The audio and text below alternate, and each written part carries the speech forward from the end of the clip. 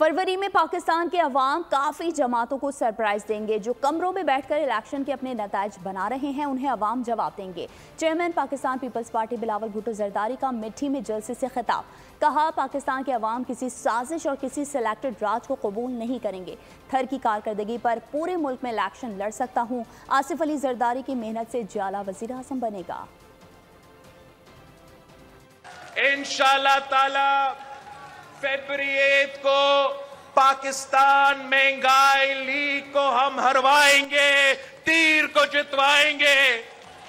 वो तहरीके इंतशार जिन्होंने मई 9 को हमारे इदारे पे हमले किए, जिन्ना हाउस पे हमला किया, जो यहां के बारे में कहते थे उनका वजीर आजम कि ये तो इलाका हमारा नहीं है, ये तो अवाम हमारा नहीं है, उसको तो पाकिस्तान की अवाम भी इंशाअल्लाह ताला रद्द करेंगे।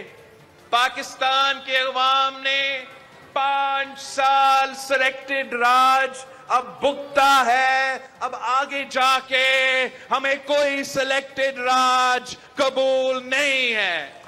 सदर जरदारी की मेहनत की वजह से चंद महीनों के लिए उनका वजीर आजम बन सकता है, तो इस दफा सदर जरदारी की मेहनत से इंशाअल्लाह ताला जी आला भी वजीर आजम, जी आला भी वजीर आला बन सकता है।